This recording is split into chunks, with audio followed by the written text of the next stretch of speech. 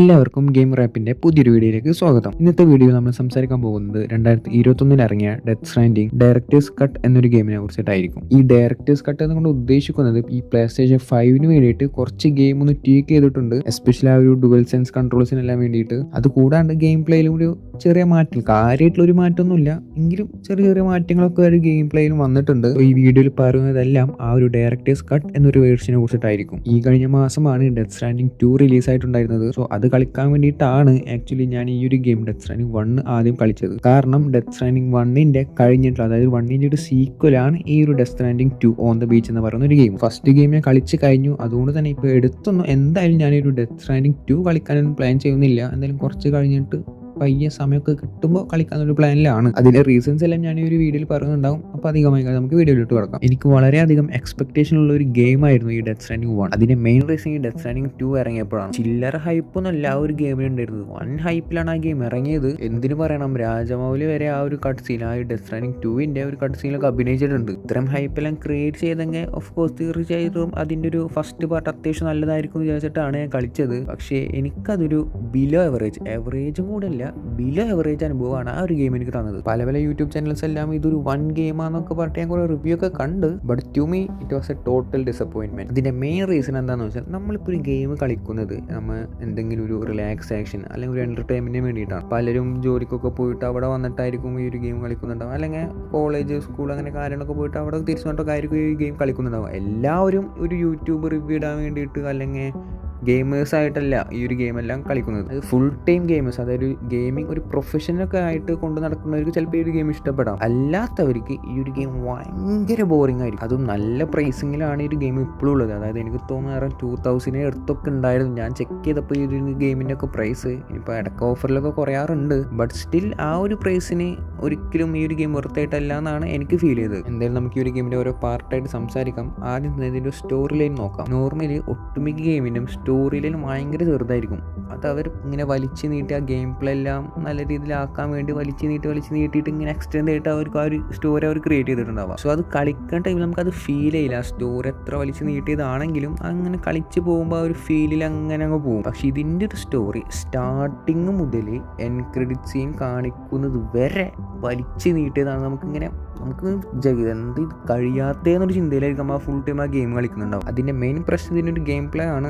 അതിലോട്ട് നമുക്ക് വരാം. നമ്മളിതിൻ്റെ ഒരു സ്റ്റോറി മാത്രമായിട്ട് നോക്കുകയാണെങ്കിൽ അത്യാവശ്യം ഒരു കുഴപ്പമില്ല, ഒരു എവറേജ് സ്റ്റോറി ലൈനൊക്കെ ഇതിലുണ്ട്. ഈ ഒരു ഗെയിം ഒരു ആക്ഷൻ അഡ്വഞ്ചർ ഗെയിം എന്നാണ് പറഞ്ഞേക്കുന്നത്. എനിക്ക് കാര്യമായിട്ട് അങ്ങനെ ആക്ഷനൊന്നും ഫീൽ ചെയ്തിട്ടില്ല. ബട്ട് സ്റ്റിൽ ഒരു അഡ്വഞ്ചർ, ഓപ്പൺ വേൾഡ്, ഒരു സർവൈവൽ പ്ലസ് സൂപ്പർ നാച്ചുറൽ പോലത്തെ ഒരു ഗെയിം ആയിട്ടാണ് എനിക്ക് ഫീൽ ചെയ്തത്. ഒരു വേൾഡിൽ ആൾക്കാർ മരിച്ചു കഴിഞ്ഞാൽ അപ്പോൾ തന്നെ അവരെ കത്തിക്കണം അല്ലെങ്കിൽ ഇൻസിനറേറ്റ് ചെയ്യണം. അങ്ങനെ ചെയ്തില്ല എന്നുണ്ടെങ്കിൽ അവർ നേരെ ഒരു ആഫ്റ്റർ ലൈഫിൻ്റെയും അതുകൂടാണ്ട് നമ്മുടെ ഇപ്പോൾ ലിവിങ് ലൈഫിൻ്റെയും ഒരു ഇടയിൽ ഒരു സ്ഥലമുണ്ട്. അതാണ് ഇവർ പറയുന്ന ഈ ബീച്ച്. അതിൽ പെട്ടുപോകും. അങ്ങനെ ആഫ്റ്റർ ലൈഫിലോട്ട് എത്താത്ത അവരുടെ ഒരു സോൾ തിരിച്ച് അവർ ബോഡിയിലേക്ക് തന്നെ വരും. അങ്ങനെയാണ് അവരൊരു BT, അതായത് ബീച്ച് തിങ്സ് ആയിട്ട് കൺവേർട്ട് ചെയ്യുന്നത്. ബീച്ച് തിങ്സ് ആയതിനു ശേഷം പിന്നെ അവർ ഹ്യൂമൻ ബീങ്സ് അല്ല, അവരൊരു എന്തെങ്കിലും ഒരു ഡിഫറെൻറ്റ് കൈൻഡ് ഓഫ് മോൺസ്റ്റർ അല്ലെങ്കിൽ ഒരു ഏലിയൻ അല്ലെങ്കിൽ ഒരു സൂപ്പർ നാച്ചുറൽ പവർ എന്നൊക്കെ പറയുന്ന പോലത്തെ ഒരു സംഭവമാണ്. പിന്നെ അവർ ഇന്നത്തെ കുറേ BTs എല്ലാം വന്നതുകൊണ്ട് തന്നെ ഈ ഒരു അമേരിക്ക എന്ന് പറയുന്ന ഒരു രാജ്യം മൊത്തത്തിൽ അങ്ങോട്ടും ഇങ്ങോട്ടും ഒരു ഐസൊലേറ്റഡ് കൺട്രി ആയിട്ട് മാറുകയാണ്. ഇതിൽ നമ്മുടെ റോൾ എന്ന് പറയുന്നത് ഈ അമേരിക്ക എന്ന് പറയുന്ന രാജ്യം ഒറ്റപ്പെട്ട് കിടക്കുന്ന ഒരു പല സ്ഥലങ്ങളും തമ്മിലൊന്ന് കണക്ട് ചെയ്യുക. അതായത് ഒരു നെറ്റ്വർക്ക്, ചൈറൽ നെറ്റ്വർക്ക് എന്നാണ് പറയുക. അതിൽ മൊത്തത്തിലൊന്ന് കണക്ട് ചെയ്യുക. അതിനുശേഷം ഈ BT എല്ലാം നശിപ്പിച്ച് ഈ അമേരിക്ക പഴയ പോലെ കൊണ്ടുവരാൻ എന്നാണ് ഇതിൻ്റെ ഒരു മെയിൻ സ്ട്രക്ചറായിട്ട് പോകുന്നൊരു സ്റ്റോറി. ഇങ്ങനെ ഐസൊലേറ്റഡ് ആയി കിടക്കുന്നത് കൊണ്ട് തന്നെ ആൾക്കാർക്കൊന്നും പുറത്തിറങ്ങാൻ പറ്റില്ല. എസ്പെഷ്യലി ഒരു BT എല്ലാം വന്ന് അറ്റാക്ക് ചെയ്യുന്നതുകൊണ്ട് തന്നെ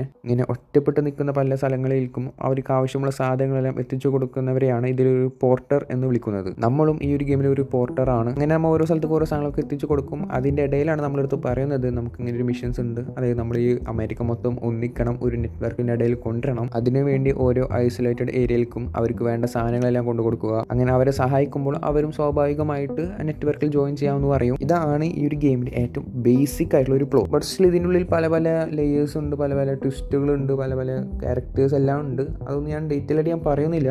ഇതിൻ്റെ ഒരു മെയിൻ പോക്കെല്ലാം നമുക്കൊരു കുറച്ച് കഴിയുമ്പോൾ തന്നെ മനസ്സിലാവും ഇതെങ്ങോട്ടാണ് ഈ ഒരു ഗെയിമിൻ്റെ പോക്ക് എന്നൊക്കെ. എന്നാലും ഒരു 2-3 ട്വിസ്റ്റൊക്കെ അവർ കൊടുത്തിട്ട്, ഒരു 2-3 ട്വിസ്റ്റ് ഒന്നും എനിക്ക് അവസാനം എത്തിയപ്പോഴാണോ ഇങ്ങനെയാണല്ലേ ഒരു ചിന്ത വന്നത്. പിന്നെ ഇതിലെ വേറൊരു പ്രശ്നം എന്ന് വെച്ചാൽ ഒരൊറ്റൊരു ക്യാരക്ടേഴ്സായിട്ടും ഒരു ഇമോഷണൽ കണക്ഷൻ നമുക്ക് കിട്ടിയിട്ടില്ല. ആരൊക്കെയോ വരുന്നു, ആരൊക്കെ എന്തൊക്കെയോ പറയുന്നു, ആരൊക്കെയോ പോകുന്നു. അത്ര തന്നെ. സാധാരണ ഒരു ഗെയിം കളിക്കുമ്പോൾ നമുക്കൊരു സിനിമ കാണുന്നതിനേക്കാൾ കൂടുതലൊരു അറ്റാച്ച്മെൻറ്റ് ഓരോ ക്യാരക്ടേഴ്സിൻ്റെ നമുക്ക് തോന്നും. ആ ഒരു ഫീല് ഈ ഗെയിം ടോട്ടലി മിസ്സിങ് ആയിരുന്നു.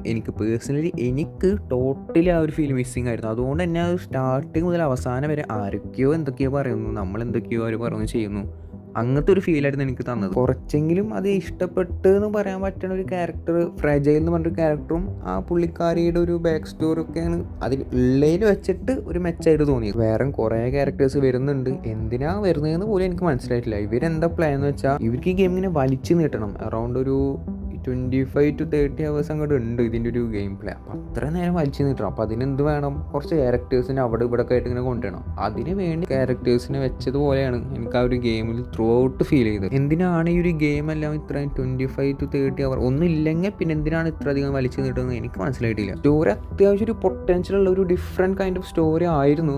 പക്ഷേ ഈ ഒരു ഗെയിം പ്ലേയും കൂടിയും അതിൻ്റെ ഒരു ലാഗും ഒക്കെ വന്നപ്പോഴാണ് നമുക്ക് ആ ഒരു പ്രശ്നം ഫീൽ ചെയ്യണത്. ഒരു ഗെയിം കളി ഇൻട്രസ്റ്റ് പോണത് അതാ. ആ ഒരു സ്റ്റോറി മാത്രം അത്യാവശ്യം ഒരു പൊട്ടൻഷ്യൽ ഉള്ള സ്റ്റോറി. എന്തായാലും കൂടുതൽ ഇനി അതിൻ്റെ ഒരു സ്പോയിലറൊന്നും ഞാൻ പറയുന്നില്ല. നിങ്ങൾക്ക് ആർക്കെങ്കിലും ഇതിൻ്റെ ഒരു എക്സ്പ്ലനേഷൻ വീഡിയോ, അതായത് സ്റ്റോറി വീഡിയോ ഒക്കെ വേണമെന്നുള്ളവർ താഴ്ന്ന് കമൻറ്റ് ചെയ്യുക. ഇനി നമ്മളൊരു വിഷ്വൽ ആൻഡ് സൗണ്ട് ഡിസൈൻ ഒക്കെ നോക്കുമ്പോൾ ഈ ഒരു ഗെയിം ഏറ്റവും മികച്ച നിന്നൊരു ഡിപ്പാർട്ട്മെൻറ്റ് അതായിരുന്നു. വിഷ്വൽസ് ഒക്കെ ഗംഭീരമായിട്ട് ഇവർ എടുത്ത് വെച്ചിട്ടുണ്ട്. അതായത് പല പല ജോഗ്രഫിക്കൽ ടെറൈൻസ് ഒക്കെ ഇവർ കാണിക്കുന്നുണ്ട്. അതെല്ലാം നല്ല രസമായിട്ട് തന്നെ എടുത്ത് വെച്ചിട്ടുണ്ട്. അതിൻ്റെ കൂടെ തന്നെ പോകുന്ന സൗണ്ട് ഡിസൈൻ, ഓരോരോ സൗണ്ട് ട്രാക്ക് കാരണമൊക്കെ അതൊക്കെ നല്ല രസമായിട്ട് അവർ ചെയ്ത് വെച്ചിട്ടുണ്ട്. എന്തായാലും ആ ഒരു ഡിപ്പാർട്ട്മെൻറ്റിൽ അവർ നല്ല ക്വാളിറ്റി കീപ്പ് ചെയ്തിട്ടുണ്ട്. അതും കൂടി മോശമാണെന്നുണ്ടെങ്കിൽ ഞാൻ ചിലപ്പോൾ ആ ഒരു ഗെയിം പകുതി വെച്ച് നിർത്തിപ്പോയേനെ. അതുള്ളതുകൊണ്ട് പിന്നെ എന്തെങ്കിലും ഉണ്ടല്ലോ എന്ന് വെച്ചിട്ട് ഇങ്ങനെ കളിച്ചങ്ങ് പോയി അവസാനം വരെ. ഇനിയാണ് ഈ ഒരു ഗെയിമിൻ്റെ ഏറ്റവും വേസ്റ്റ് പാർട്ട്, അതായത് ഇതിൻ്റെ ഒരു ഗെയിം പ്ലേ. ഫസ്റ്റ് നമുക്ക് മിഷൻസിനെ കുറിച്ച് സംസാരിക്കാം. ഓൾമോസ്റ്റ് എല്ലാ മിഷൻസും ഒരേ ലെവലിലാണ് പോകുന്നത്. അതായത് ഒരേ സ്ട്രക്ചർ. ഒരു സ്ഥലത്ത് പോകുന്നു, സാധനം എടുക്കുന്നു, നമ്മൾ വേറൊരു സ്ഥലത്ത് കൊണ്ടുപോകുന്നു. ആദ്യത്തെ ഒരു 8 മിഷൻസ് ഒക്കെ ഓക്കെ, കുഴപ്പമില്ലാത്ത രീതിയിൽ ഇങ്ങനെ പോകും.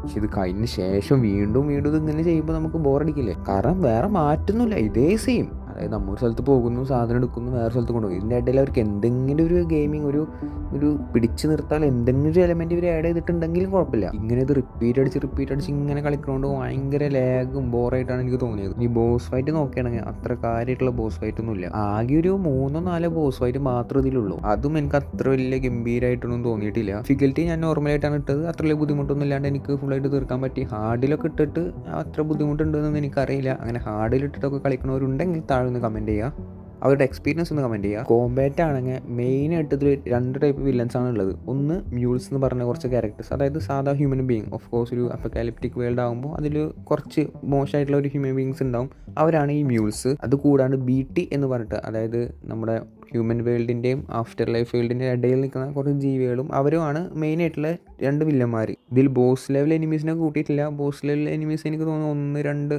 2-3 ആൾക്കാർ ബോസ് ലെവൽ എനിമീസ് ഉണ്ട്. പക്ഷെ അത് കൂടാണ്ട് ഞാനൊരു നോർമൽ ഒരു ഗെയിം നമ്മൾ ഓരോ മിഷൻസ് പോകുമ്പോൾ മെയിനായിട്ട് നമ്മൾ എൻകൗണ്ടർ ചെയ്യുന്നത് ഈ 2 ടൈപ്സ് ഓഫ് എനിമീസിനെയാണ്. ഇവരെ ഫൈറ്റ് ചെയ്യാനൊക്കെ നമുക്ക് ഇഷ്ടംപോലെ എക്യുപ്മെൻറ്റ്സ് ഉണ്ട്. അതായത് ഡിഫറെൻറ്റ് വെറൈറ്റി ഓഫ് എക്യുപ്മെൻറ്റ്സ് ഉണ്ട്. ബോംബുണ്ട്, തോക്കുണ്ട്, പിന്നെ ഒരു റോപ്പ് പോലത്തെ ഒരു സംഭവം ഉണ്ട്. അങ്ങനെ പലതരം സാധനങ്ങളുണ്ട്. അത് ഓരോ സ്പെസിഫിക് ആണ്. അതായത് BT എന്ന് പറഞ്ഞ ഒരു ബീച്ച് തിങ്സിന് ഒരു സെപ്പറേറ്റ് ആയിട്ടുള്ള തോക്കും അതിന് സെപ്പറേറ്റ് ആയിട്ടുള്ള ആമോ ഒക്കെ യൂസ് ചെയ്യുന്നുണ്ട്. അതേപോലെ മ്യൂൾസിനും സെപ്പറേറ്റ് ആയിട്ടുള്ള, അതായത് മ്യൂൾസ് എന്ന് പറഞ്ഞാൽ നോർമൽ ഹ്യൂമൻ ബീങ്സ് ആണ്.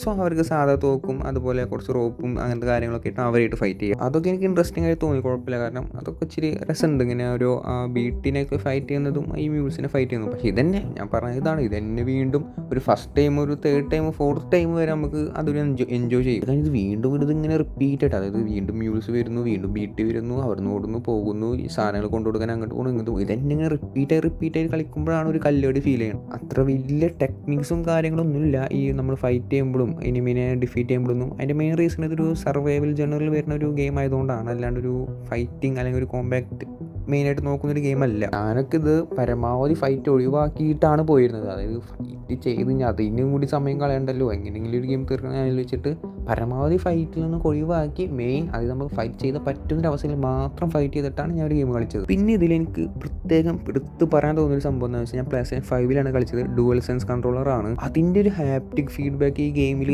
നല്ല രീതിയിൽ വർക്കായിട്ടുണ്ട്. അതായത് നമ്മൾ കുറേ സാധനങ്ങൾ കൊണ്ടുപോകുന്നതാണ് ഞാൻ പറഞ്ഞല്ലോ. അപ്പോൾ ഓരോ വെയിറ്റ് കൂടുന്നതിനനുസരിച്ചിട്ട് നമ്മുടെ ജോയ്സ്റ്റിക്കിൽ ഉണ്ടാകുന്ന കുറച്ച് മാറ്റങ്ങൾ, നമ്മൾ ഒരു സൈഡിലേക്ക് ചെരിയുമ്പോൾ, അതായത് ലെഫ്റ്റ് സൈഡ് റൈറ്റ് സൈഡ് അങ്ങനെ കുറച്ച് അങ്ങനത്തെ കുറച്ച് കാര്യങ്ങളൊക്കെ ഈ ഡുവൽ സെൻസ് കൺട്രോളർ ആയതുകൊണ്ട് തന്നെ നല്ല രീതിയിൽ ആ ഒരു എഫക്റ്റ് നമുക്ക് കിട്ടി, ആ ഒരു ഹാപ്റ്റിക് ഫീഡ്ബാക്കിന്. ആ ഒരു കാര്യം എനിക്ക് നല്ല രീതിയിൽ വർക്കായിട്ടുണ്ടായി. ഈ ഒരു ഗെയിം ഞാൻ ഓൺലൈനിലാണ് കളിച്ചിട്ടുണ്ടായിരുന്നത്. സോ എനിക്ക് ബാക്കിയുള്ള പ്ലേയേഴ്സൊക്കെ കൺസ്ട്രക്ട് ചെയ്ത കുറേ സാധനങ്ങളൊക്കെ എനിക്ക് ഉപയോഗിക്കാനും പിന്നെ അവർ അവിടെ വെച്ചേക്കുന്നതും ഇതൊക്കെ എനിക്ക് ഉപയോഗിക്കാനൊരു ഓപ്ഷൻ ഉണ്ടായിരുന്നു. അതുകൊണ്ട് കുറച്ചും കൂടി സിമ്പിളായിട്ടാണ് ഗെയിം തോന്നിയത്. അത് ഞാൻ എന്താ പറയണതെന്നുള്ളത് ആ ഒരു ഗെയിം കളിച്ചവർക്ക് മനസ്സിലാവും. അതായത് ഓൺലൈൻ നെറ്റ് കണക്ട് ചെയ്തിട്ട് ആ ഗെയിം കളിക്കുന്നവർക്ക് മനസ്സിലാവും ഞാൻ ഈ പറഞ്ഞ കാര്യം എന്താണെന്നുള്ളത്. അതുള്ളതുകൊണ്ട് ആ ഒരു ഗെയിം എനിക്ക് ഒന്നുകൂടി സിമ്പിളായിട്ട് തോന്നി. കാരണം എനിക്ക് ആവശ്യമുള്ള സ്ഥലത്ത് പല സ്ഥലത്തും എനിക്ക് ചാർജർ, ബാക്കിയുള്ളവരുണ്ടാക്കിയ ചാർജർ കിട്ടി, അത് വെച്ച് ചാർജ് ചെയ്യാൻ പറ്റി.